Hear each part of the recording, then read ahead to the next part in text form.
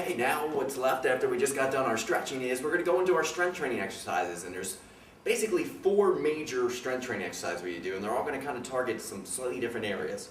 Now the primary areas we want to focus in on are strengthening our hamstrings, our glutes, and our obliques, and our spinal erectors, because there's going to be one side that gets all jacked up and another side that's going to get really weak. So that jacked up is going to be the short, tight muscles, and I want to make sure we're complementing that with strengthening the lengthened, weakened musculature. So what we're going to start with is we're going to strengthen with our hamstrings and our glutes. And these are really, really, really common. So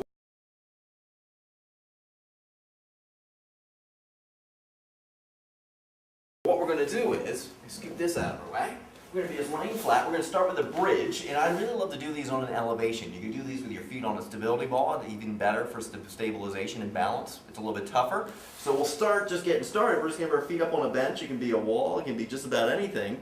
It can be a hassock. It can be your couch. It can be your bed. So anything that's a little elevated, you want your toes up. And what we're going to do is just going to raise up to the ceiling, and we're going to hold for about 3 seconds. Be 1, 2, 3. We're going to come down. Don't let your butt fully touch because I don't want to really rest in between. And we're going to come up and hold. And as you come up, squeeze your butt cheeks tight together. I don't want to see how far you can arch your back, so I want to keep your back pretty straight. You notice I'm not getting very arched here. So come down, butt almost touches the floor. And we come on back up. Hold, 1, 2, 3. Squeeze the cheeks at the top to protect the low back and activate the glutes. So up here, you should feel this in your hamstrings. Your gluteals should be kicking in too as you squeeze them together at the top. Coming down. You want to do this for 18 to 20 repetitions or till fatigue. You might feel a little spasm. If it does, stop, straighten out your legs a little bit to loosen them up, and then progress again. See how many reps you can get that time. You want to try to keep building and building and building, but you don't want to go into a spasm and work through the spasm. So stop when you feel a spasm. Now the next thing we're going to do is I want to strengthen up our spinal erectors. So all the muscles on the side of my spine are a little uneven because our hips are probably a little uneven. So I want to make sure we level them out. So first thing we're going to start with is we're going to be on our side. I'm going to use a stability disc, but at home you might not have access to one, but you can use a couple couch pillows just stacked on top of each other so you have a little bit of elevation off the ground. Now the key here is placement of the disc.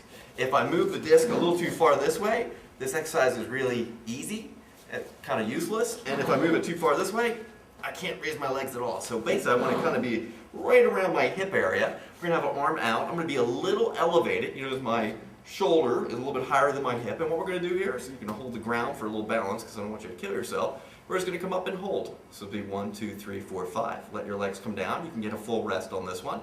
And we're going to come up again and go 1, 2, 3, 4, 5. You're going to notice there's going to be a big imbalance between your right and your left. If your right hip is elevated, your right side should feel a lot stronger. Your left side might feel like a complete foreign object.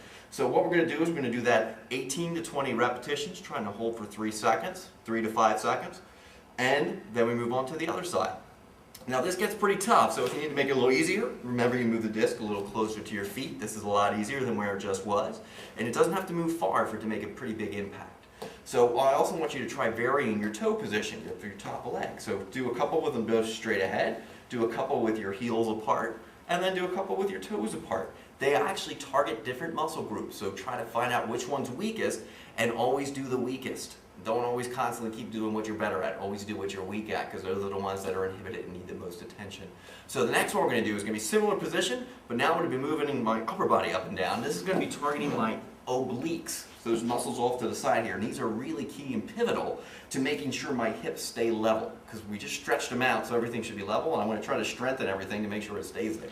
So what we're going to do here is I want your top leg going to be forward. Here I've got my left hip down. My right foot is about 2 feet forward than my bottom leg, which is my left here.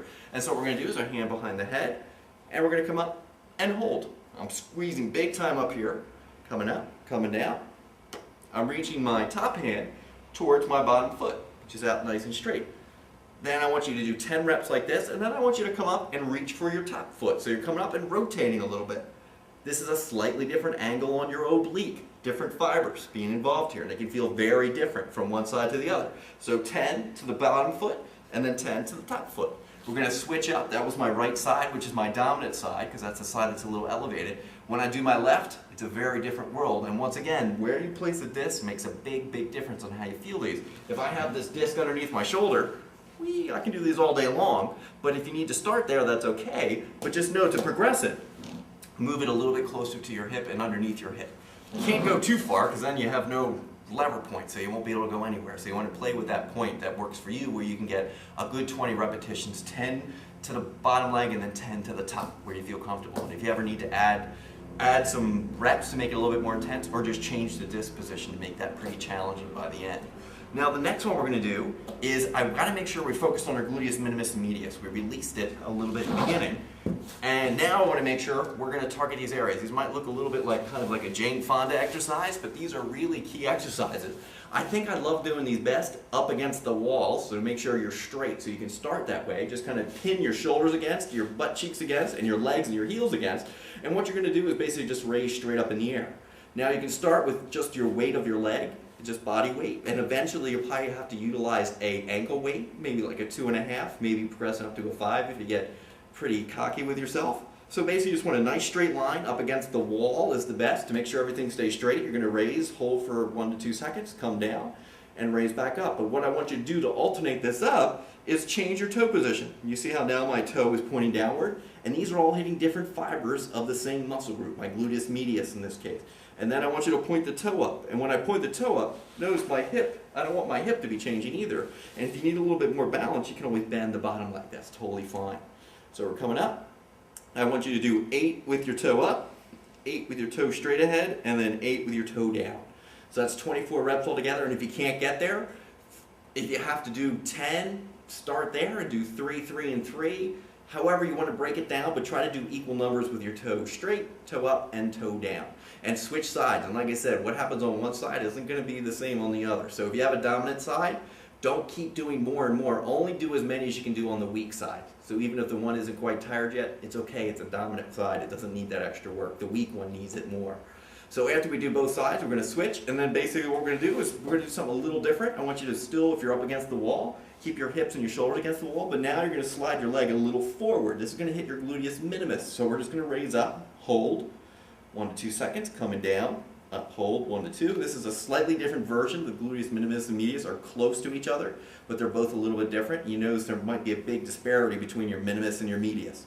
So you're going to do this, and same thing with the toe position. I want you to try to get about 20 reps, 21 reps. If you can do 7 each side would be great. Toe up might be easy, and then toe down might be like, whew, what the heck is that? It feels like a completely different muscle, and they're just different fibers of the same muscle. So doing all those, I want you to do, basically I want you to start with 1 set, and I want you to do each one of those little exercises that I just showed you in the rep range that I just mentioned. And then I want you to try to do that 2 sets. Now that should be enough, and you want to try to rest, about 20 to 30 seconds between each one. If you want to do them all once and then go through and do them all again, that'd be a great way to get started, because they're all targeting slightly different areas, so you'll have a little bit of rest as you're doing one, getting recovery. So that's a great way to get started. We did the stretches, we did the strength training, so now you're good to set. And you're really pretty good to go. I think your back pain is going to be, really your days are numbered. And just don't ever accept back pain. Most people think back pain is just a part of getting older, but it doesn't have to be. You just have to work at it, do those little things to make sure you're correcting your postural imbalances, and then you can have a pain-free life. So that's Kevin Hensel from Fit for Life. And if you ever want to, if you live in the area, you're local, and you want to come in for a free postural assessment, I highly encourage it. We'll do that totally complimentary. I'll find out where all your specific imbalances are, and we can give you specific stretches and strength training exercises to make sure you don't get that pain anymore.